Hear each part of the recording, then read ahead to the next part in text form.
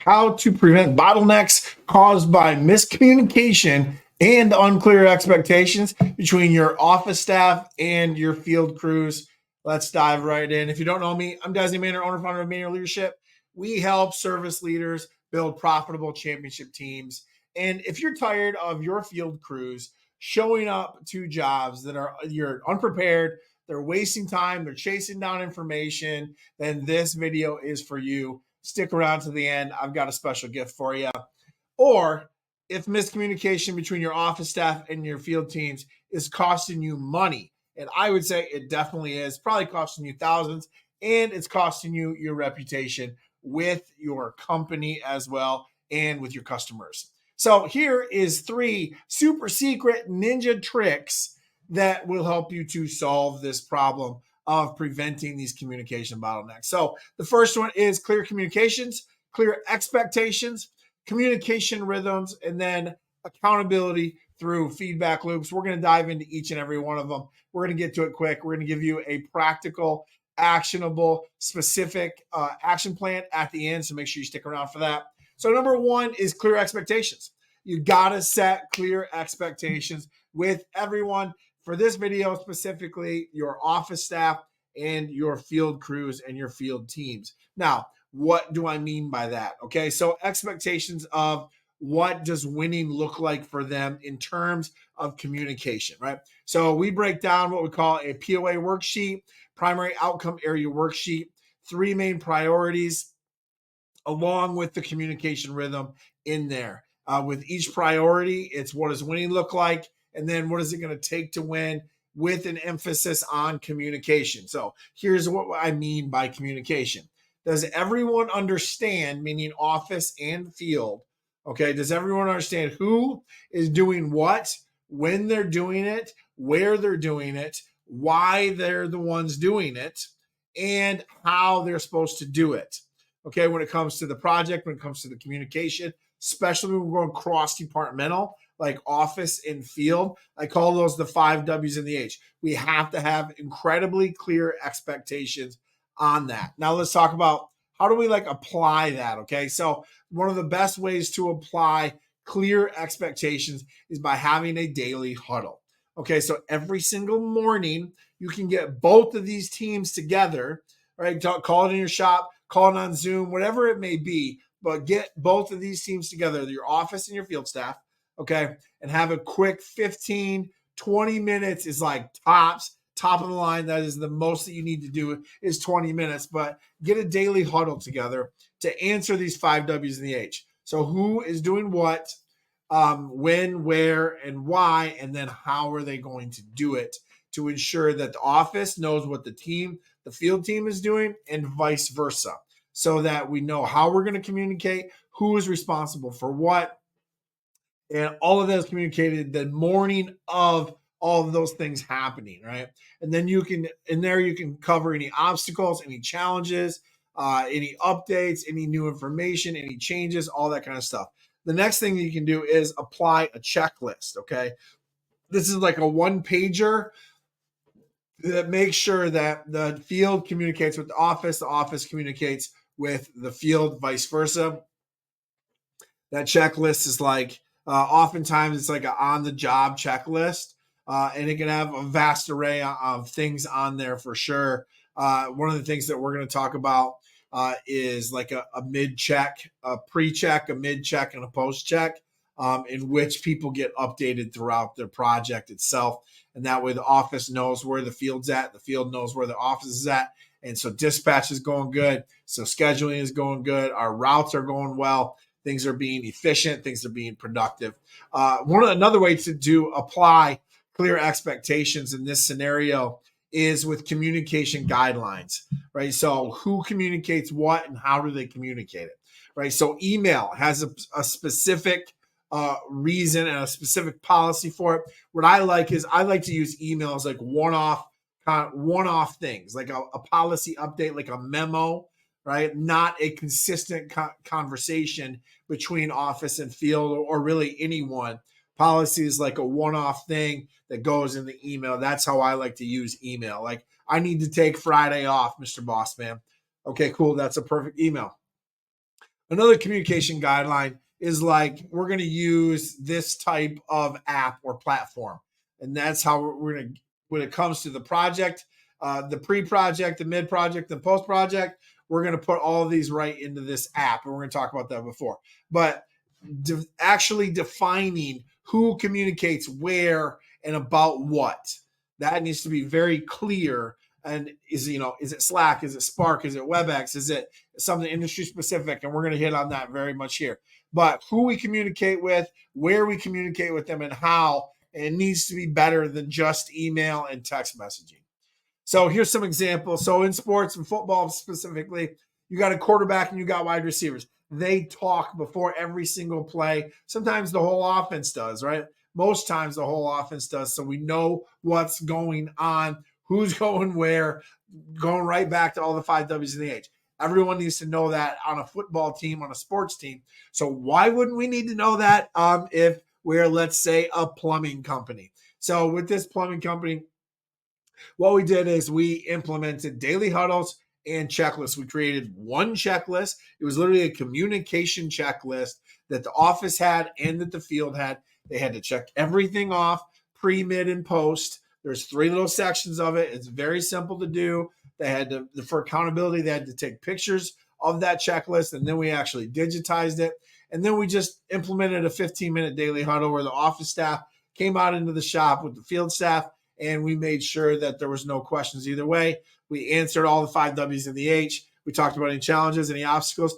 In that daily huddle, we also added the mission, the values. We did a shout out. We would launch. It really had so many more benefits than just blowing up the bottleneck of miscommunication. It did even so much more than that. It was absolutely crazy. All right, the second super secret ninja trick is communication rhythms. So 2 big things with communication rhythms. Number 1 is one of the top leadership laws in the competitive world of service-based business, is specifically home service trades, is inform, update, and clarify. Right. So we're always letting people know, we are consistently and regularly and often letting people know of any new information. We're informing them, we're updating them of any changes, and then we're clarifying anything that could be confusing along the way. So we have to make sure that all of those things are always happening every single day, oftentimes multiple times a day, multiple times within a project. You cannot over communicate, right? You just can't do it. It's impossible to over communicate. So you have to make sure that you're informing, you're updating, you're clarifying consistently for each project, to make sure that everyone's remaining efficient, everyone's remaining productive, right? And also effective.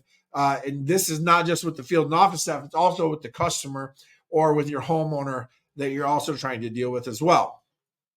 So there's got to be communication with them. So how often do you do it? Let's talk about application, right? So the application of communication rhythms is this. You need to have some type of platform or some type of app.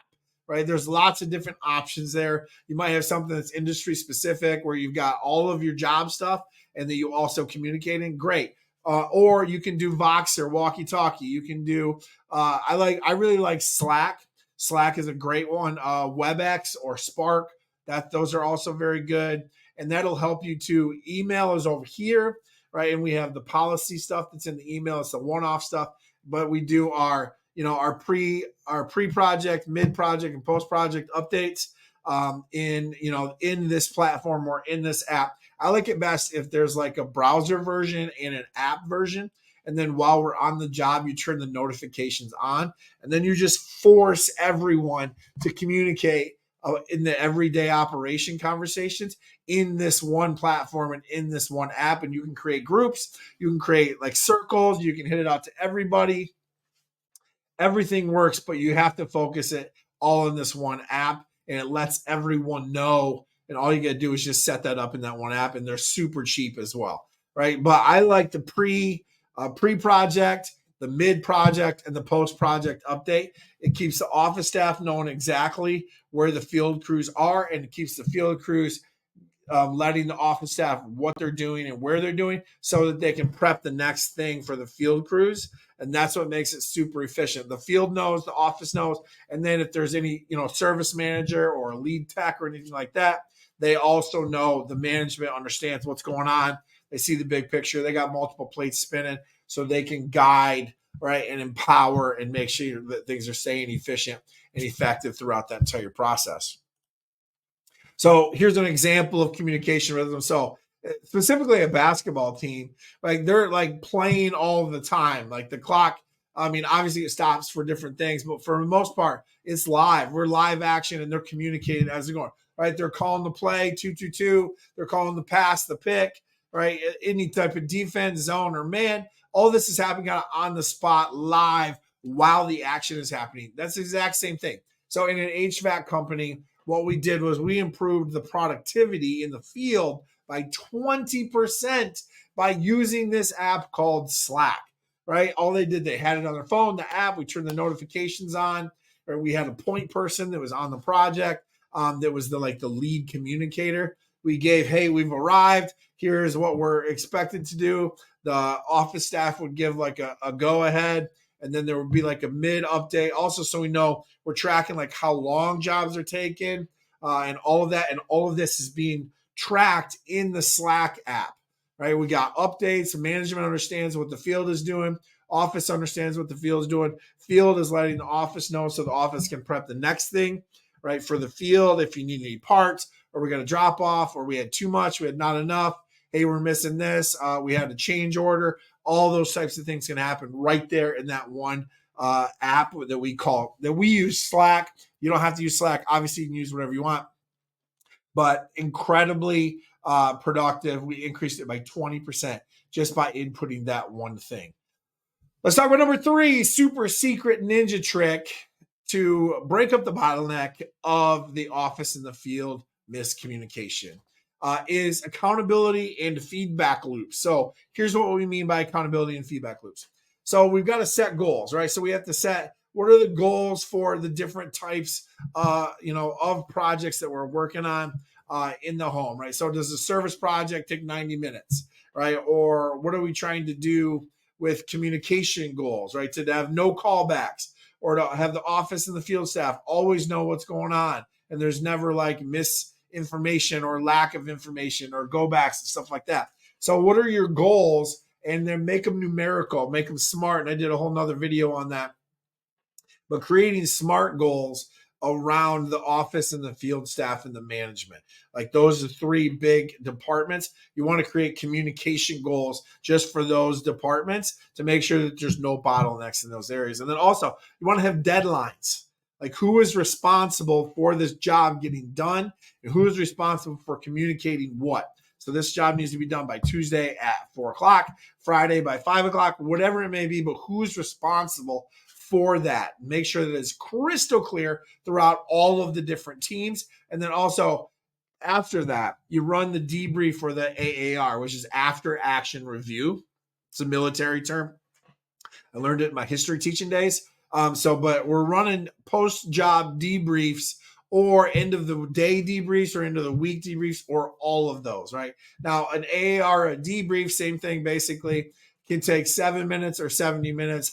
Obviously, with this, I'm more leaning on the 7 minutes, but it's basically what went good and why, what went bad and why, what could go better and why, what did we learn and why did we learn it, and what are we going to do differently next time. And what you can do is you can hone a piece of that in on communication specifically. And then a good way to kind of rate it, to rate communication at the end of the day, the end of the week, the end of the month, to rate the project is just using a simple traffic light, which is just, red, yellow, green. Red, bad. Yellow is like not too bad, but we need an action plan to get the green. And then green, we're like 85% there or more. And that's how the apps actually do it, right? This is going to help you to hold people accountable. And also those clear expectations are going to help you to hold people accountable too, because you've got that role clarity with that POA worksheet, primary outcome area worksheet. So you can hold people accountable with that as well. Using the traffic light, you can go through their top key result areas in that POA and give them a red, yellow, green for each of them. You can hone in just on communication and give them a red, yellow, green as a team, right? And as individually and as an organization as a whole. So the feedback loop, that's that debrief and that AAR. You're getting feedback and you always want to say thank you for the feedback. Let's give you some application of this. So you heard me mention, end of post job debriefs, end of day debriefs, end of week, end of month debriefs. I like end of day, depending on your industry, like HVAC, plumbing, roofing, landscaping. It's what framework works. But you want to input a debrief, and what I've found is end of day tends to work really well. If you have really good management, you can do post job debriefs, which is a little bit faster feedback loop. By an end of day debrief, when everyone comes back to the shop, they're ending their day. You do just like a 10-minute wrap up, and you make sure you hone that in on communication, especially between the office and the field and the management. And then you can also run a weekly AAR specifically for field and office. So you bring them in, you have a 15, 20-minute AAR, right? You do it over Zoom. You have the leaders do it. There's no perfect formula for this, but the framework is here. I like what we call Feedback Friday. I implement Feedback Friday. It works really, really well. We give individual feedback, we give team feedback, and we run an end of week AAR. Great ways to apply accountability and feedback loop to blow up this bottleneck of communication. The example of accountability and feedback loop for sports is that baseball teams. We're always looking at the stats. We're looking at the numbers. We're even looking at the game film for our swings, right? For our defense as well. We're just trying to get better. That's a perfect example of reviewing things, doing debriefs in order to learn and get better next time. Business-wise, let me talk to you about my client from the landscaping company. We improved job completion rate. So basically how fast we got it by 30% just by running end-of-day debriefs, right? We were implementing one thing at a time. That really helped us. It really helped us to get better, to get faster, and to communicate more efficiently, faster, and effectively better. Let's talk about some key takeaways, right? So number one is set clear expectations. You want to implement daily huddles so that you can align your office and your field teams. Everyone knows the tasks, the responsibilities, the goals for the day. Number two is to maintain consistent communication using some type of platform or some type of app for the check-ins, right? Pre, post, midday, whatever your formula is, but that we don't want that to slow down progress. So there needs to be a regular communication rhythm. And then foster accountability through end-of-day debriefs to review performance, talk about communication breakdowns, and constantly improve that overall teamwork and communication as a whole within specifically those two teams, but really your entire organization as well. And here's my free gift for you. So at MaynerLeadership.com/4meetings, there is a complete playbook for communication in this PDF guide. It's like a 20-page PDF guide. It's super easy to consume. It's got the 4 meetings, who you have them with, what to say in them, the practice agendas, the scripts, the templates, how to track them. It's got a performance review example in there and template. It's got a place where you can schedule all of these things. It's crazy valuable, crazy good. It's the number one thing we help implement in companies. I'm giving it away to you for free. Go grab that. MaynerLeadership.com/4meetings. And here's your action plan. Implement some type of daily huddle in the morning with your field and office teams to know that everyone's on the same page. Answer the 5 W's and the H: who, what, when, where, why, and how. And then the second piece of the action plan is pick a communication platform, right? Other than email or text, right? Keep it business-wise so everything is organized right there. I like Slack, Basecamp, could be an industry-specific one, etc. Doesn't matter. It's whatever you're going to actually use. And that is going to cover, and that is going to blow up those bottlenecks that are created by miscommunication between your office and your field staff. And hey, at Desi Maynard, please subscribe. If this was valuable at all to you, share it with somebody that's also in the trenches, leading teams, leading office teams and field teams just like you. And hey, hit that bell so that will notify you every single time one of these new videos pops up. Thank you so much. Have a powerful day. Keep getting after it.